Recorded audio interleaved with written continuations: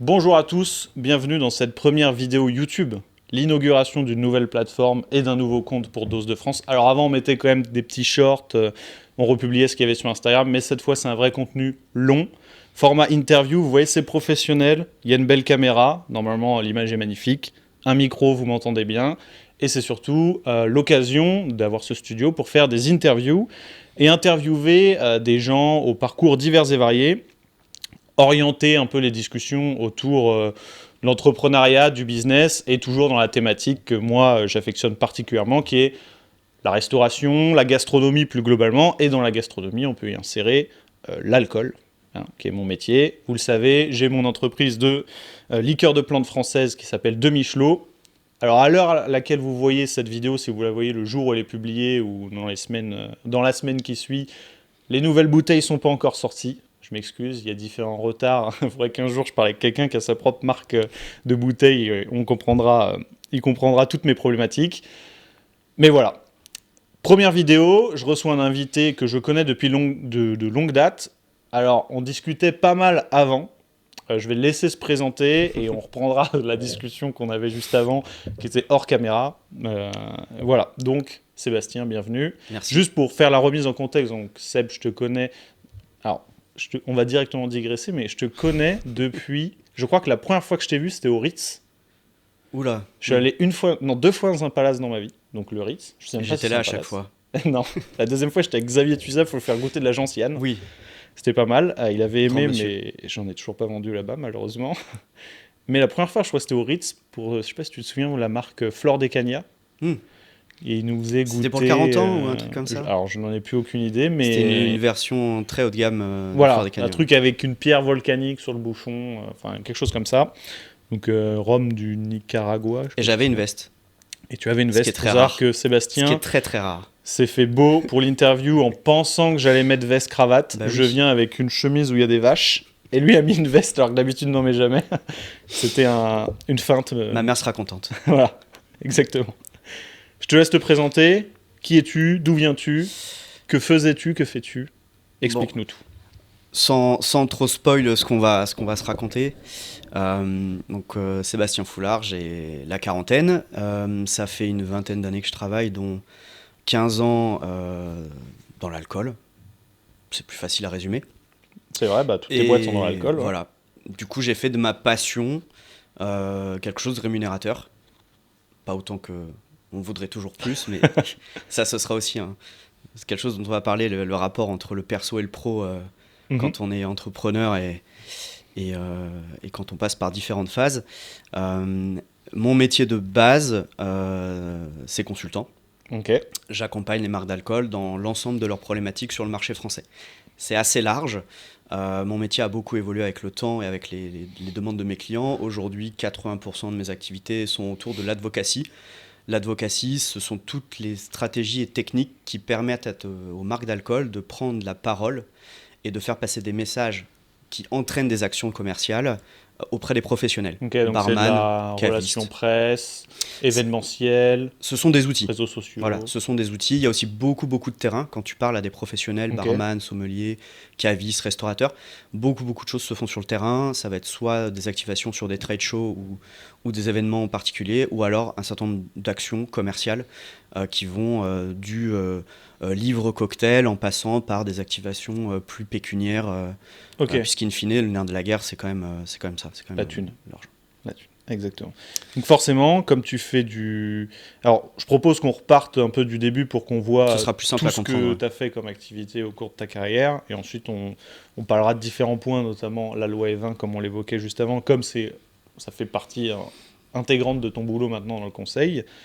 Donc, toi, tu me disais, ce que je ne savais pas sur toi, c'est que tu as lancé, donc la première fois que tu es devenu entrepreneur, donc que tu as monté ta première boîte, que tu t'es déclaré administration comme je veux créer une société, c'était pas forcément une ambition que tu avais depuis longtemps. Enfin, Non. c'est pas forcément ce que tu rêvais, c'est que tu avais un job avant, tu as vu une opportunité, C'est ça. tu l'as saisie, C'est ça. et depuis tu y es. C'est un peu le...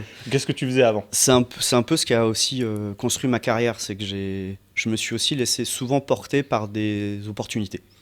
Ok. Des choses que tu n'es pas prévues, des bonnes relations humaines. Et tu fais confiance aux gens et tu te lances. Et tu donc te la lances sur toute des première activités. fois, tu étais salarié Mm. donc, dans une boîte. Et tu peux me repréciser un petit peu ce En que tu fait, faisais? pour reprendre depuis le début, moi je suis diplômé d'une école de communication marketing, Ok. une école privée comme il en existe beaucoup. C'est le genre d'école qui te vendent très cher un réseau que tu n'auras jamais, puisqu'au final, Donc, ouais, le conseil, c'est de ne pas en faire. voilà. Ok. Les écoles publiques, pourquoi pas, des très grandes écoles très cotées, pourquoi pas aussi. Mhm. Moi, en l'occurrence, j'ai fait une école qui vendait un peu ça. Et le carnet d'adresse du réseau n'a pas forcément fonctionné parce que quand tu sors des études, tu te dis bon, bah, je vais récupérer l'annuaire des anciens élèves et puis je vais envoyer mon CV et puis j'aurai du boulot. C'est ça le réseau qui te promettent en Voilà, fait. ça n'a Parce pas que moi, marché. comme j'ai pas fait d'études, à chaque fois j'entends parler de ce phénomène du carnet d'adresse. Alors j'imagine qu'à HEC, Polytechnique et tout, ça doit être Oui, ça doit impressionnant. marcher, évidemment. Surtout pour la politique, j'imagine. Mais donc en fait, ouais, c'est les alumni, c'est comme ça qu'on appelle. C'est ouais, Donc l'alumni. c'est Ouais. en fait, il y a à ta disposition tout un Exactement. annuaire de gens qui sont passés par la même école Exactement. que Nom, Et- prénom, adresse, email. toi. Et toi, t'en as déjà qui ont fait la même école que toi et qui t'ont appelé? Les plus jeunes? Non, jamais. Ok. Jamais. Donc ils ont payé un annuaire pour pas forcément s'en servir. Oui. Ok, bah, je savais pas, je connaissais pas ce Ça fonctionnement. fait partie des travers un peu de ça. Et puis moi, j'ai eu la chance de faire un BTS communication des entreprises. Les BTS en France sont quand même des formations très professionnalisantes. Ok. Et je me suis retrouvé avec un niveau de BTS quasiment identique au niveau que j'avais en sortant de master. Ok. C'est-à-dire que j'ai pas énormément appris en master en termes de théorie. C'est 2 ans de plus C'est 2 ans de plus. qui, selon toi, t'ont pas servi à grand chose. En théorie, non. Par contre, en pratique, oui. C'est-à-dire que quand tu es en stage la journée, qu'après tu es en cours du soir, qu'il faut que tu rendes tous les 15 jours des travaux d'équipe, pardon. Mhm. Et ça t'apprend à prendre des charrettes, ça t'apprend à bosser, ça t'apprend à faire des nocturnes. Là, Ça pour te le donne coup, le en rythme. termes de densité de travail, c'était Ok. très formateur. Et du coup, quand après tu es à ton compte, faire 90 heures par semaine, tu te Ouais, dis, du coup, ouais, t'es entraîné. Hein. bon, bah, j'ai eu l'habitude avant, quoi. Ok, Plus hein. évidemment, le week-end, les petits boulots pour payer ses études. Mm. Donc ça Et joue aussi. rembourser l'école. Exactement, parce que c'était un crédit étudiant, comme tu t'en doutes. Donc moi, j'ai fait des études master de com, et pendant ces études-là, vu que mon master de com était était professionnalisant sur la partie attaché de presse, c'était une spécialisation des études. Mhm. J'ai fait des stages chez Hopscotch et Ogilvy Public Relations Ok. en tant qu'attaché de presse junior. Et donc j'ai fait 2 stages de 6 mois. Et en fait, en sortant des 2 stages, je me suis dit, c'est cool, attaché de presse, mais j'en ferai pas mon métier. Ça consiste en quoi? Tu fais quoi Ça précisément consiste à faire des fichiers, envoyer des infos d'entreprises qui ont rien à dire à des journalistes qui s'en foutent. Et te retrouver à faire des relances de gens que tu emmerdes. Donc en fait, c'est Est-ce que tu as globalement... recruté des attachés de presse Exactement. maintenant? C'est globalement un métier qui est très ingrat. Faut vraiment aimer les gens et Comment tu le décris? voilà. Non. C'est ce que moi j'en ai retenu. Ok. Après, j'ai plein d'amis qui sont attachés de presse et qui le font très bien, qui sont adorables, qui m'appellent, avec qui ça se passe très bien. Ok. Et heureusement, il y a des gens qui sont faits pour ce métier. Moi, je me suis rendu compte que j'étais pas fait pour ce métier. Ok. Faut vraiment l'aimer, ce métier. Parce que tu fais tous les jours ça. Tous les jours, tu appelles des gens qui te disent j'ai pas que ça à faire, ça m'intéresse pas. Il faut être Ouais. résilient, tenace. Exactement, faut être tenace. C'est un peu comme Donc, je me suis dit, je vais pas faire attaché de presse. Et j'ai fait un stage, par chance, j'ai fait un stage chez Spiribam, qui a les Rhums Clément et Damoiseau, donc Ok. gros distributeur d'alcool en France. Ok. Et là, j'ai vraiment kiffé. Et je me suis dit, l'alcool, c'est quand même un secteur où les produits sont bons, t'as des histoires de ouf. Les gens avec qui tu travailles sont super, super intéressants, ils sont super motivés, ils aiment ce qu'ils font. Et globalement, en plus, tu fais un peu la fête. Donc, tu es dans un contexte où, Parce que professionnellement. t'étais très jeune à ce moment-là, donc faire un Ah peu oui, la j'avais fête. 20 ans. Hein. Ouais, bah, du coup, c'est un peu cool. Ouais. Je J'avais 20 comprends. ans. Hein. Et est-ce que tu t'y connaissais en alcool avant ou du coup, t'as appris sur le tas parce que c'est un domaine qui te plaisait? Je goûtais déjà des choses, c'est-à-dire que assez jeune, bon, je me suis pris des bitures comme tous les jeunes, je m'en prends toujours. Hein. Ça, classique. Et j'ai très vite compris que je préférais mettre un peu plus pour avoir des choses de meilleure qualité. Mhm. Et du coup, quand je faisais des fêtes à la maison avec les copains, j'en faisais moins parce que je voulais avoir des bons produits. Donc ta formation, le moment où tu es devenu un peu un geek de l'alcool, qu'on pourrait dire comme on l'est aujourd'hui, toi d'ailleurs tu l'es beaucoup, on va en parler après, c'est venu par le... T'as accroché avec le secteur, t'es rentré dedans, et t'as encore plus accroché, etc. C'est et ça. donc t'as fait la formation Puis quand de tu, ton goûtes palais sur quand le tu tas. commences à goûter des produits exceptionnels, parce que j'ai eu la chance chez Spiribam de goûter des très très bons rhums, très vieux, tu te dis, ok, j'avais jamais goûté ça avant, c'est quand même des produits d'exception. Je Et, ne peux que valider. Tu peux être vite piqué, mais tu peux prendre autant de plaisir avec une petite liqueur de gentiane bien faite. T'es pas obligé d'aller sur des choses très chères. Il sait comment parler. Donc moi j'ai fait ce master-là. Et donc avec les stages, j'avais aussi chez Ogilvy, j'avais Grand Marnier comme client. Okay. Donc du coup, je m'étais occupé d'une opération qui s'appelait les carnets de cocktails. Donc c'était des carnets de cocktails à travers le monde et par continent. Et on avait demandé à des barman de faire des cocktails autour de ces régions-là.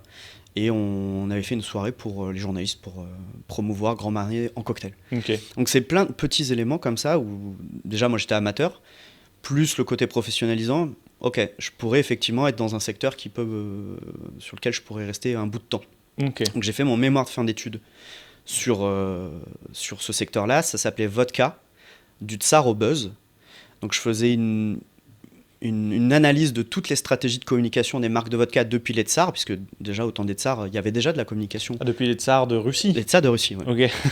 Et jusqu'à la loi E20 d'aujourd'hui, puisqu'à l'époque, puisque j'ai publié mon mémoire en 2007. C'est quelle période de temps des tsars au buzz? Donc je suppose que c'est aujourd'hui. Aujourd'hui, en gros, je dresserais vraiment de comment les marques de vodka communiquaient au tout début, en tout cas des éléments qu'on avait historiquement à disposition, parce qu'évidemment à cette époque-là on n'avait pas de documents ou d'autres. Il me fallait des éléments factuels à mettre dans le mémoire, donc il y a une partie de la période que j'ai pas pu traiter, mais l'idée c'était pas de traiter de façon historique, mais traiter vraiment de façon de communication, l'apparition de la presse, les premiers journaux, etc. Marrant, ça. Jusqu'à, et c'était plus de la moitié de mon mémoire, c'est aujourd'hui avec Internet, comment on peut faire en France pour communiquer malgré la loi E20, sachant que la loi E20 n'incluait pas à cette époque encore le digital. C'est arrivé en 2009, si je ne dis pas de bêtises. Et donc, j'avais mis en place tout un ensemble de recommandations, notamment avoir des serveurs à l'étranger, dire que le compte réseaux sociaux était au Québec parce qu'il n'y avait pas de législation, etc., pour pouvoir contourner cette loi E20 et communiquer auprès d'un public français sans être assujetti à la loi. Okay. Bon, évidemment, ça a duré 2 ans. Au bout de 2 ans, j'imagine que la magouille, ils l'ont vu. Voilà, j'étais pas le lanceur d'alerte. Tout le monde le faisait, notamment les brasseurs. J'ai bossé beaucoup d'années de ma carrière en consultant pour les brasseurs, et c'est quand même les plus malins. C'est les rois de la magouille. C'est, disons, ceux qui prennent le plus de risques. Ils sont bons commercialement parlant. Exactement. Déjà, ils sont très bons. Après, en communication, je savais pas, mais c'est vrai que dans la bière. Quand on va chez un caviste, on voit, tu as dû remarquer, on voit les canettes de bière, surtout les canettes, parce qu'il y a un grand espace pour l'étiquette, et les communications aussi sur Internet sont beaucoup plus freestyle que nous. Ils mettent des personnages publics, ils mettent des personnages d'animation, pour que tout le monde comprenne, du coup, comme tu parlais de la loi E20 dans ton mémoire de fin d'études, et qu'aujourd'hui tu continues de travailler dessus. Est-ce que tu peux nous décrire ce qu'est la loi E20 ? Parce que j'en ai parlé brièvement à quelques occasions sur mes réseaux sociaux, en podcast. Mais toi, moi, je suis impliqué pour ne pas me faire taper dessus. Toi, tu es impliqué pour conseiller à des gens qui te payent de ne pas se faire taper dessus. Donc, normalement, tu connais mieux que moi. En fait, même pour la petite histoire, donc pour finir de répondre à ta question, comment je suis arrivé en tant qu'entrepreneur, c'est grâce effectivement à ce mémoire, j'ai utilisé un format blog pour faire mes recherches pour ce mémoire, j'ai mis 1 an et demi de recherche à peu près. Et après mon mémoire, je l'ai écrit en 4 jours, sans dormir. Mais toutes mes recherches étaient faites, donc en fait, j'avais plus qu'à assembler les choses. Et je l'ai publié comme un livre, avec des images, avec des schémas, avec plein de choses. Et visiblement, ce qui n'était pas trop le cas, en tout cas dans ma promo, j'étais le seul à avoir fait ça. Donc j'ai eu une très bonne note. Souvent, c'est juste des pavés de texte indigestes. Moi, franchement, ça m'emmerdait un peu de faire un truc pas du tout ludique alors que le sujet l'était. Du coup, le tien, tu l'as rendu intéressant à la lecture. Et c'est ce blog-là, une fois que j'ai publié mon mémoire, je me suis dit c'est quand même dommage de le mettre de côté. Donc j'en ai fait un blog collaboratif autour de l'actualité de la vodka et du marketing qui s'appelait Vodka & Co. Et qui a été ensuite modulé pour devenir Alambic Magazine, que tu connais aujourd'hui. C'est une évolution. Et grâce à ce mémoire-là, grâce à ce blog-là, j'ai quelqu'un qui me suivait, qui était chez Lixir à l'époque, William Grantenson aujourd'hui, qui m'avait identifié comme quelqu'un de plutôt bon là-dessus et m'avait contacté pour un projet. On en reviendra après, si tu veux, quel était ce projet. Parce que ce projet est un peu pierre angulaire de ma carrière, ce qui m'a permis de me lancer. Et donc cette loi E20, comme tu le Juste demandais. avant que tu embrayes sur la loi E20, le fait que tu reparles de la vodka m'a fait penser à une question. C'est parce que la vodka, tu me dis si t'es d'accord, la vodka c'est l'alcool, donc c'est un spiritueux, c'est une eau de vie, donc c'est un alcool distillé. C'est l'alcool distillé qui, de tous les alcools distillés, en général le plus neutre, qui se retrouve à avoir le même goût d'une marque à l'autre, à peu près, en fonction de la manière dont on le distille. Mais le but de la vodka, c'est quand même d'avoir une certaine neutralité, donc finalement le moins de goût possible. Pourtant, on le voit, et comme tu as bossé là-dessus, tu le sais très bien, il y a des vodkas comme la Polyakov qui coûte 10 balles le litre, peut-être un peu plus maintenant, et tu as des vodkas qui coûtent 3000 balles. Donc la différence, je l'imagine, c'est parce que l'étui est en cristal de Baccarat et que les mecs ont beaucoup réfléchi autour pour bien la vendre. Mais est-ce que les vodkas de luxe, ça se vend bien, malgré le fait que ce qu'il y a à l'intérieur, techniquement, ça ne change pas des masses par rapport à quelque chose en fait, d'entrée de gamme, de vraiment bas de gamme, qui coûte 3000% moins cher? Je suis pas tout à fait d'accord, mais Bah justement. dans le jus, il y a quand même des jus qui diffèrent. Ok. Tu as des vodkas qui sont distillés beaucoup moins. Quand on dit distillés 8, 10, 15 fois, en fait c'est le nombre de plateaux, donc c'est un argument marketing. Oui, c'est le nombre un de peu, plateaux dans l'alambic. Exactement, c'est un peu fallacieux. T'as des vodkas qui ont vraiment du goût, des vodkas de terroir qui existent. Tu prends ne serait-ce que certaines vodkas françaises comme Domaine de Haute-Glace, ça a du goût. Ensuite, t'as le packaging, etc., qui rentre en jeu quand tu fais ton choix en tant que client de quel vodka tu vas choisir. Et il y a aussi, et ça tu le sais très bien puisqu'avec De Michelot tu joues dessus aussi, c'est ce que je vais acheter va avoir de la valeur aussi par rapport à ce que je vais représenter. Mon acte d'achat va représenter qui je suis. Et évidemment, quand tu prends une vodka à 4000 €, ce que tu dis aux gens qui te regardent, c'est j'ai les moyens de me payer ça. Je peux me payer 4000 €. Comme tu prends De Michelot, c'est artisanal, j'ai envie de donner ce message-là. Oui, bien sûr. Donc en fait, la vodka, elle est stéréotypée dans son acte d'achat, parce que justement c'est un alcool dont la qualité première doit être plutôt neutre. Je mets des guillemets, plutôt neutre. Ok. Ah, c'est sûr que j'ai déjà goûté que t'es fait à base de pommes de terre, ce qui sont plus rares, contrairement à ce qu'on pourrait croire, et t'en avais certaines qui avaient un goût assez puissant. Ce que je voulais mettre en lumière, c'est entre un whisky qui a 40 ans et un whisky qui a 3 ans, t'arrives à comprendre l'écart de prix. Sur de vodka, bah oui, c'est forcément le marketing, c'est le marketing, la qualité des matières premières, la façon dont c'est produit, la distillation, etc., etc. Mais ok. Et donc cette fameuse loi E20, pour reprendre. Oui, donc moi cette loi E20 effectivement faisait partie quasiment la moitié de mon mémoire. Ok. Ah oui. Et puis à cette époque-là aussi. Alors ça fait un peu vieux con de dire ça, mais les réseaux sociaux n'étaient pas aussi développés qu'aujourd'hui. Il n'y avait pas autant de fonctionnalités. C'était en quelle année? 2007. Ah oui.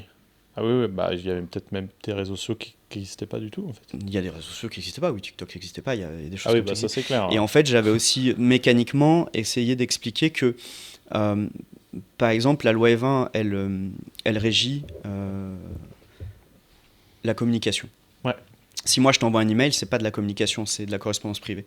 Donc tu avais la possibilité aussi quand tu faisais des jeux internet, des jeux Facebook, etc., de pouvoir partager, non pas sur le mur de tes copains, mais de l'envoyer en MP, en message privé. Donc là, est-ce que c'est la loi E20 ou est-ce que c'est pas la loi E20 ? Est-ce que c'est une communication ou est-ce que c'est une correspondance privée ?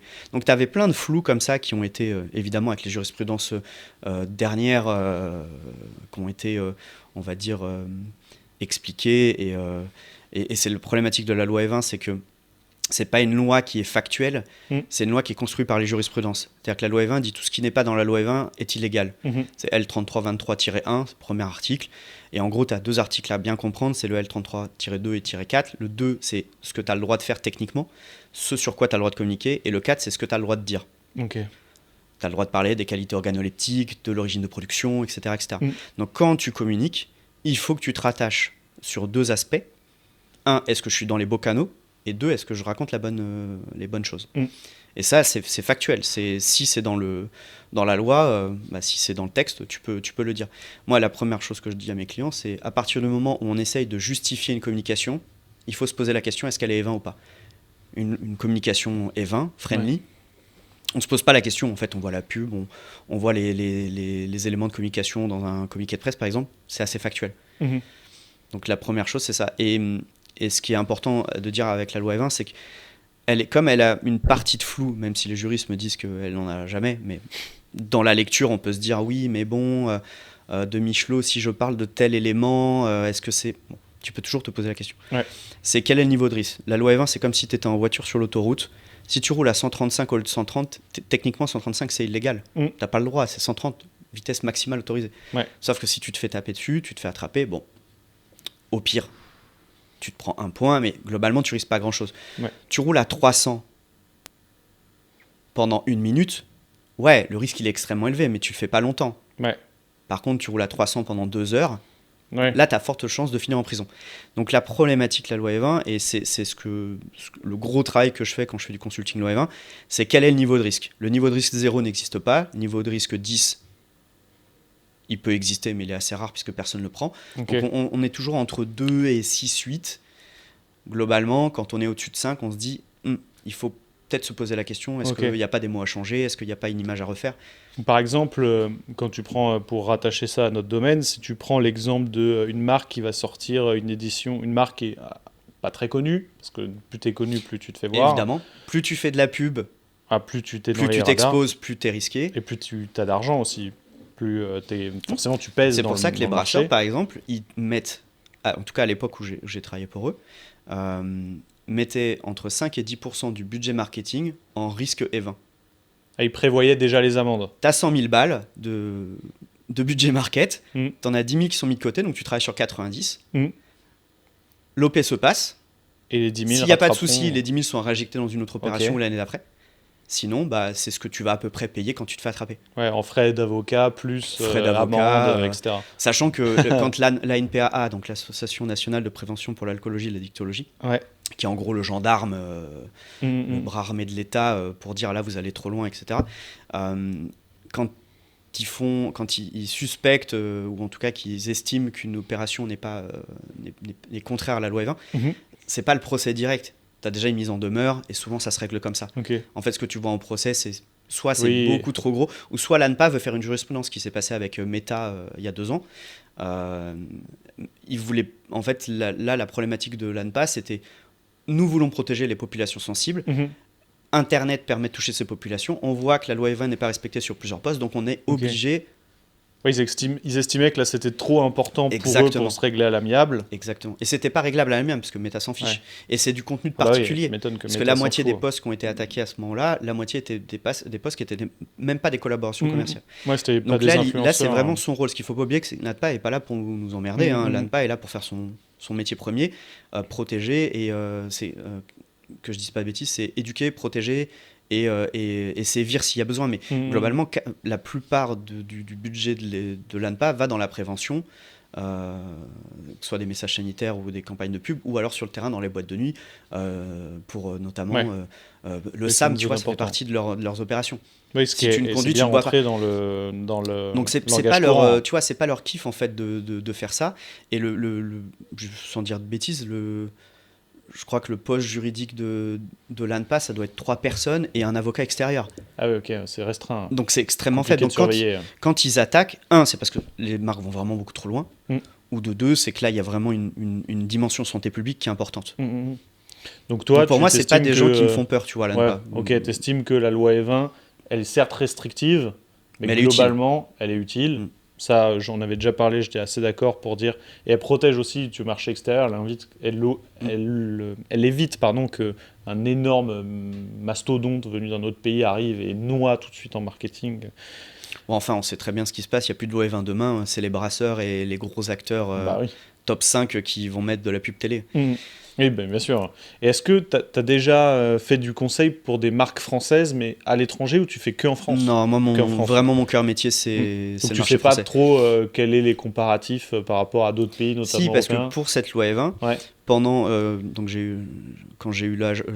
avant d'être freelance, parce que là, je suis redevenu consultant freelance depuis quelques temps, j'ai eu une agence où on est monté à 9 personnes. Dans mon équipe, j'avais une chercheure doctorante loi E20, qui pendant 2 ans a travaillé sur la loi E20. Malheureusement, elle n'a pas publié sa thèse. Elle a arrêté avant la fin. Elle est partie pour des projets personnels de la boîte et elle est même partie en Australie, je crois. Ça l'a rendu folle. C'est un peu logique. Putain, je comprends. Et elle avait rien. fait des comparatifs avec les autres pays, et il y a Ok. des pays qui sont beaucoup plus restrictifs, puisque la communication sur l'alcool est interdite de facto. Ouais. Et bon, il y en a très peu des pays comme ça. Mm. Et il y a d'autres pays où c'est hyper liberticide, libertaire, Ouais. tu fais un peu ce que tu veux. Elle avait fait ces rapports-là, donc il y a de tout en fait dans le monde. Le marché français n'est pas un des pires marchés pour communiquer. Et moi, mon rôle, il n'est pas de contourner cette loi Evin. Il est de faire en sorte qu'on soit le plus possible dans les clous en passant les messages qu'il est nécessaire de passer pour la marque. Ok. Donc, ouais, Donc, le but, c'est il y a vraiment beaucoup de mon conseiller. travail qui est de réécrire certaines choses. Ok. Très bien. Ou Donc de ça, c'est refaire des vraiment fois ton des images. activité de consultant. On a vu que tu avais aussi, du coup, ton blog, quand tu avais fait ton mémoire, qui s'est transformé en Alambic Magazine, que Exactement. vous pouvez aller voir toujours aujourd'hui, hein, alambicmagazine.com, Tout simplement. qui maintenant traite de tous les spiritueux de manière générale et de l'actualité du monde des spiritueux. Tu as aussi, du coup, moi, quand je t'ai connu, si tu avais déjà ton bar. Ça, je l'ai eu beaucoup plus tard. Beaucoup C'est-à-dire plus que tard. le magazine, c'est vraiment le... Oui, plus tard dans ta carrière, mais Exactement. quand moi je t'ai connu il y a 6 ans, 7 ans, tu avais déjà ton bar, donc le bar à Jeffrey's à Paris, Exactement. bar à cocktail. Donc on en parlait un petit peu juste avant de commencer cette entrevue. Moi, ce qui est intéressant, c'est que je sais que parmi vous, beaucoup qui écoutent sont soit propriétaires de bar, barman, ou de toute façon on connaît le fantasme. Je pense qu'il y a un Français sur 2 qui veut ouvrir un bar ou un restaurant. Oui. C'est vraiment le truc dans ce pays. Il y en a 10 par jour qui ferment en ce moment. Voilà. De toute façon, je crois que la rotation moyenne d'un restaurant, c'est 1 an et demi ou 2 ans. Ouais, parce que ça se passe mal. Oui, parce que en fait, faire à manger et gérer un restaurant, c'est pas la même chose. Et boire des coups et gérer un bar, c'est pas la même chose non plus. C'est même souvent, ça marche pas très bien. Non. Est-ce que tu peux du coup nous expliquer cette activité? Qu'est-ce que tu faisais? Ça, c'est arrivé beaucoup plus tard. Parce que là, on parlait du blog qui m'a permis d'avoir mon premier contrat de free. Le bar est arrivé beaucoup plus tard. Puisque dans mes... Si tu veux, on peut reprendre l'entre-deux. On peut reprendre l'entre-deux. Sauf si ça n'a pas forcément d'utilité. Non, ça a un peu du lien parce qu'en fait, quand j'ai été contacté par Lixir à l'époque, ils avaient vu mon profil en ligne grâce notamment à l'activité que j'avais sur ce blog-là. Ok. Je m'appelle Fabrice Aziza à l'époque, qui était sur Absolute et qui passait sur des projets transversaux. Et il me contacte un jour en me disant, écoute, on a besoin d'un mouton à 5 pattes, un mec qui sait gérer et les barman, et le digital, et la com, et la loi Evin et tout. On veut, par le digital, toucher les barman, comment on peut faire. Ouais. Donc là, il m'appelle et on discute et tout. Et puis je vois j'ai très vite l'idée de monter une communauté de bars en ligne qui s'appelle United Barman. C'est une communauté qui a vécu 5 voire 6 ans. Moi, je l'ai gérée pendant 3 ans. Après, elle a été reprise en interne. Ok. Elle était où cette communauté? C'était sur Facebook? C'était from scratch. Mais c'était sur on avait un site qui s'appelle unitedbarman.com, ok, un site. qui était en fait qui était à moitié un social media où tu peux avoir ton profil, etc. Et du forum. Ok. Ah, tu t'étais... C'était un mix entre les deux. Et quand il m'a annoncé les budgets, je me suis dit, ok, je peux pas ne pas le prendre. C'était des beaux budgets? Ouais, on frôlait 100K sur l'année. Pour gérer cette communauté? Pour monter la communauté. Ok. C'est-à-dire monter le site, toute la partie technique, la partie communication marketing, et après recruter. On a recruté un peu plus de 1000 barman en 2 ans. Ok. Ce qui est énorme. Et quel était leur objectif avec cette communauté? C'est de faire connaître leur marque, du coup? En fait, l'objectif, c'était, effectivement, un communication. Mais comme je te dis, moi, je fais de l'advocacy. L'advocacy, c'est les techniques qui permettent d'améliorer le commercial, si je synthétise. Et l'idée de cette communauté digitale, c'était d'arriver à avoir des infos sur les barman. Okay. Parce qu'en ayant un profil que tu mets à jour, tu avais des questions: quel est ton alcool préféré, ton jour de naissance, etc. L'idée, c'est que les commerciaux, avant de faire un rendez-vous, puissent aller sur la fiche du barman, et il vient me voir, il sait, bon, Seb, il aime pas la vodka, il aime le whisky, il a un petit chien, il est né le 29 mai, machin. En fait, t'as des petits trucs, pour déjà arriver à avoir le contact facile, et surtout, il va pas me vendre de la vodka si j'aime pas ça. Ouais, c'est pas mal ça. Et ça permet d'aller beaucoup plus vite commercialement et d'avoir des meilleurs deals.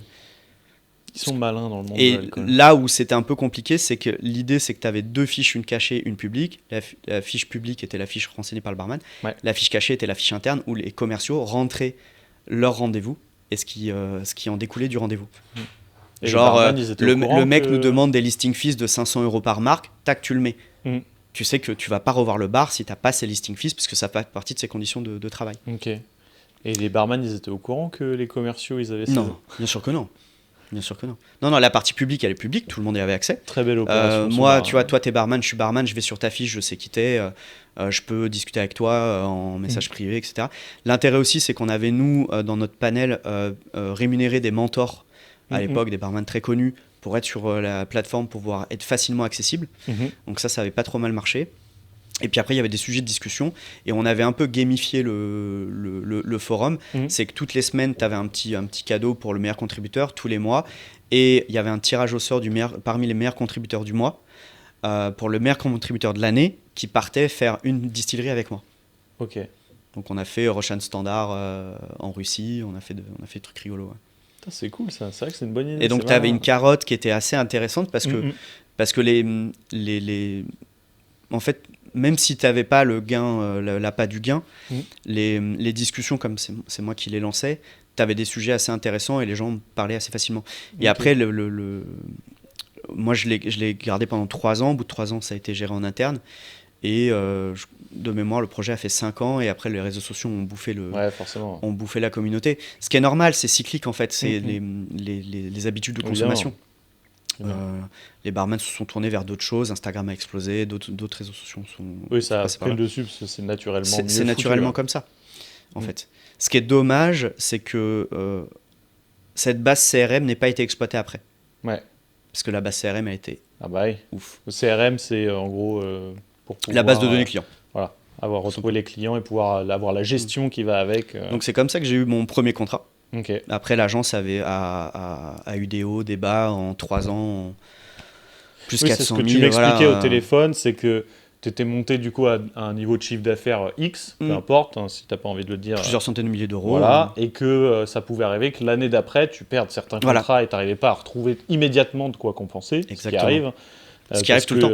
Ouais, ce qui arrive tout le temps, parce que toi, en fait, mes contrats sont annuels. Quelques gros contrats. Mes contrats sont annuels. Voilà. J'ai la moitié de mes clients qui sont des très gros clients. Voilà, okay. Genre top 5, top 10 France, vraiment des très gros clients sur lesquels j'ai des grosses missions, qui à l'époque étaient beaucoup de missions.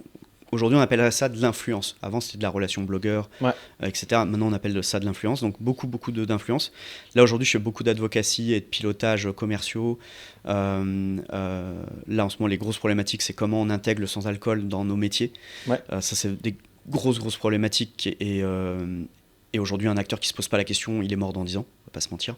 Oui, parce que le sans-alcool, ça va être une part très très forte du moment apéritif. Alors moi, je le vois surtout dans la bière pour l'instant, parce que c'est ce qu'il y a de meilleur. C'est les seuls qui font du bon boulot. Voilà. Mais c'est vrai que le sans-alcool est très intéressant. Moi, j'en bois beaucoup. Là, je reviens de 3 semaines en Europe centrale. Et avant, j'avais fait 3 jours en Pologne. Il faut savoir que, contrairement à ce qu'on aurait pu croire, enfin moi, ce que j'aurais pu croire, c'est que ces pays-là sont vachement en avance, surtout sur la bière, dans le sans-alcool. En Pologne, en Allemagne, en Autriche, dans chaque restaurant que j'ai fait, et à chaque fois je mange 2 fois par jour au restaurant, il y a toujours 2 bières sans alcool au choix. Toujours. Alors en France, pour l'instant, c'est très dur d'en avoir une. On le voit arriver très vite quand même parce qu'il y a de la demande. Mais 2, jamais de la vie. Jamais de la vie. C'est le consommateur qui va pousser la demande. Forcément. De toute façon. Moi, je me mets à en demander parce que, comme je vais au restaurant souvent pour vendre mes bouteilles, t'as pas envie de boire tout le temps de l'alcool. Et en plus, en termes de calories, c'est pareil. C'est ce que j'allais dire. En termes de calories, tu absorbes tout de suite 250 calories dans ta tronche, alors que là, c'est 30, 40. J'ai regardé sur la Corona 0. Et les industriels font une performance inouïe, c'est qu'il y en a beaucoup qui arrivent à faire des meilleures bières sans alcool que leur bière avec alcool. Corona sans alcool, c'est franchement pas mal.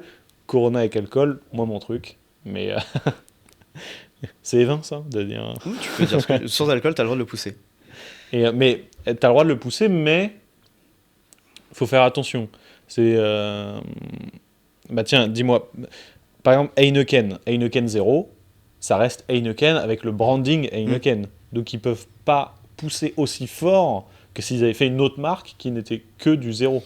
En fait, dans la loi E20, revenons-y, il y a alors je sais plus si c'est L3323.3 ou 5, mais l'un des deux.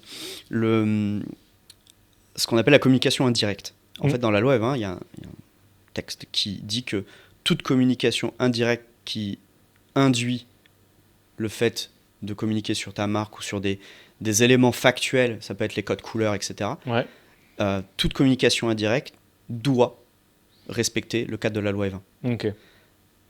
Par exemple, tu prends les brasseurs, je vais pas les citer puisque c'est des anciennes missions que j'ai eues, qui sponsorisaient clairement des festoches, hein, des festivals de musique, avec des marques alibi. La marque alibi qui reprend la même typo, la même code couleur, à peu près le même dessin, c'est juste pas le même nom. C'est de la communication indirecte. Donc à partir du moment où tu fais ça, là la loi E20 te dit ok, ta marque elle est ok, tu as le droit de l'utiliser. Par contre, tu dois respecter les autres textes. Donc en fait, c'est illégal, tout simplement. Ok. Donc par exemple, si Heineken ils reprennent tout, mais ils changent Heineken par Alibi, par exemple, mais qu'ils utilisent la même Heineken typo. ont une marque spécifique, avaient une marque pour les festivals de musique, comme Cronenbourg. Ok, mais même branding, même couleur. La problématique au-delà de ça, c'est que l'assimilation de la marque par le consommateur, elle est pas aussi importante que ça. Ouais. Et ça te demande des efforts financiers et de répétition extrêmement forts. En plus, il faut que tu t'assures que sur le festival, que tu aies tous les bars. Sinon, pas rentable. Sinon, tu n'as pas d'intérêt. Et c'est des choses qui aujourd'hui n'existent plus. Les marques font plus ça. Les marques posent juste un bar sur le festival et basta. Okay. Mais l'idée était bonne de base. Simplement, si tu es obligé d'avoir les mêmes contraintes avec une marque alibi qu'une marque normale... Ils se sont dit que c'était la mine d'or. Et ils se sont vite fait rattraper par la patrouille. Ils pensaient que l'assimilation marque serait beaucoup plus forte. Ouais. C'est pour ça qu'il y a eu beaucoup de moyens qui ont été mis dessus. Ouais. Et puis au bout de 3-4 ans... ce que tu veux dire par assimilation de marque, c'est-à-dire que les gens ne comprennent pas forcément... Que la marque alibi, c'est la marque du... Que si on met tout comme Heineken, mais on change juste Heineken par Alibi, ils comprennent pas que c'est Heineken. Non. Alors que c'est le même dessin, la même couleur, la même typo. Putain, ça fait chier. Hein. Il faut répéter. Hein. Je peux pas donner le fond de ma pensée, mais moi je suis consultant. Mon boulot, c'est... tu prends juste le retour du réel. C'est poser les bonnes questions, aider les équipes à trouver les bonnes réponses. Et derrière, c'est faire des études et regarder que ça marche. Et quand tu te rends compte au bout de 3-4 ans que les résultats sont pas à la hauteur de ce que tu recherches, il y a un moment où tu coupes. C'est juste, dingue, c'est juste logique. Okay. Mais ça permet d'apprendre.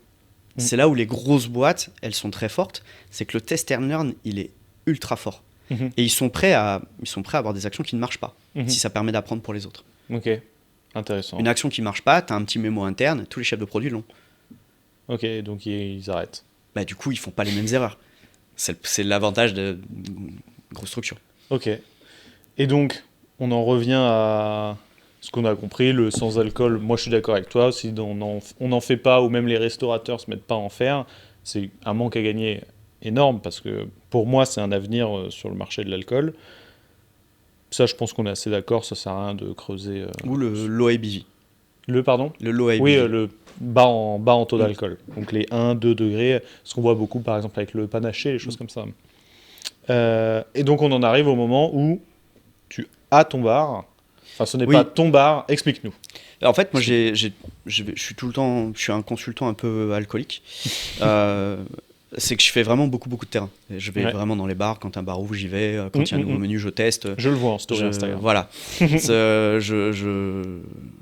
Je pense être pas mauvais dans ce que je fais, justement parce que j'ai ce rapport terrain que beaucoup de consultants n'ont plus. Ils sont une boîte avec 40 personnes et ils ont plus le temps, tu vois. Et en fait, j'étais client du Jeffreys. Okay. J'étais client pendant quelques années et Guillaume Bissiot, le chef barman de l'époque, me dit on a du mal sur Internet à trouver les bonnes façons de parler, tu vois. Donc je leur ai fait une petite strat avec ce qu'on appelle les piliers de marque, ce que raconte le bar, pourquoi, comment, à quel tous les combien de temps faut poster, etc. Plus derrière on fait le shooting photo, etc. Donc je leur ai fait tout leur digital pendant 1 an et demi. Et à un moment, en discutant avec l'associé principal, et il me dit je suis en galère, j'ai mon équipe qui part, bar manager et chef barman. Mhm. Et on mangeait tous les deux, et je dis mais du coup t'as trouvé des personnes? Il me dit oui, chef barman, on a Benjamin Noll, c'est un mec bon et tout. Je le connais bien, je l'ai su, ça fait un moment que je le suis, et que dès qu'il change de bar je vais le voir parce que le mec est brillant, tu vois. Mais bar manager on a personne, et c'est comme ça que la discussion est arrivée, et, bon, on n'est pas débile, je veux dire, t'as fait une école de commerce et tu gères bien tes boîtes.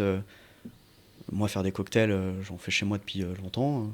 On va y arriver. Ce qui est complètement faux, hein. Faire des cocktails chez soi dans un bar, c'est absolument pas la même chose. Faire des cocktails pour Donc sur un 60 malentendu, personnes je lui dis d'un coup, ok, cool, il te faut un bar manager. Moi, je peux être associé minoritaire gérant, une petite rémunération quelque part, et voilà.